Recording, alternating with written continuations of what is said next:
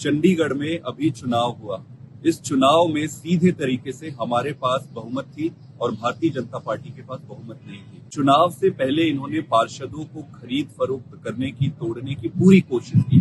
जब ये पूरी तरीके से फेल हो गए, तब चुनाव के दिन जो प्रिसाइडिंग ऑफिसर थे उसको बीमार करके इन्होंने चुनाव ही नहीं कराई। चुनाव जब इन्होंने नहीं कराई तो हम कोर्ट में गए। कोर्ट ने बड़े सख्त शब्दों में ये कहा कि या तो आप चुनाव करवाओ या फिर हम इंटरवीन करेंगे। इसके बाद इन्हें चुनाव करवानी पड़ी। जो चुनाव हुए उसमें 20 वोट हमारे पक्ष में थे और 16 वोट इनके पक्ष में पड़े। लेकिन जो 20 वोट हमें पड़े थे उसमें फ्रॉडुलेंट तरीके से इन्होंने लगभग 8 वोट को इनवैलिड घोषित कर दिया और इस तरीके से भारतीय जनता पार्टी के कैंडिडेट को विजयी घोषित कर दिया और जल्दी से उनको कुर्सी में बैठाकर उनको मेयर बना दिया।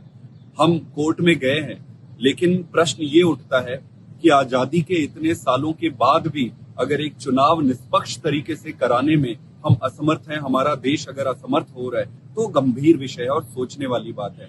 जब वीडियो में ऑन रिकॉर्ड पूरी दुनिया के सामने इस तरीके से भारतीय जनता पार्टी फ्रॉडुलेंट तरीके से चुनाव में वोटों की चोरी कर सकते हैं, तो फिर मन में एक बड़ा संदेह और प्रश्न उठता है कि बाकी के चुनावों में ये कुछ ना कुछ करते होंगे या करने की कुछ भी क्षमता रखते हैं।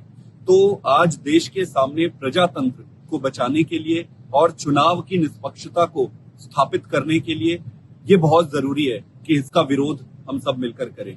कल 11 बजे हम भारतीय जनता पार्टी के मुख्यालय पर दिल्ली में विरोध प्रदर्शन करेंगे। इस विरोध प्रदर्शन में हमारे नेता माननीय अरविंद केजरीवाल जी और पंजाब के मुख्यमंत्री श्री भगवंत मान जी वो भी उपस्थित रहेंगे। मेरा आप सबसे निवेदन है कि आप सब भी भारी संख्या में पहुंचकर अपनी उपस्थिति दर्ज कराएं और प्रजातंत्र को बचाने में, चुनावों की गरिमा को बचाने में अपना योगदान दें। बहुत बहुत धन्यवाद।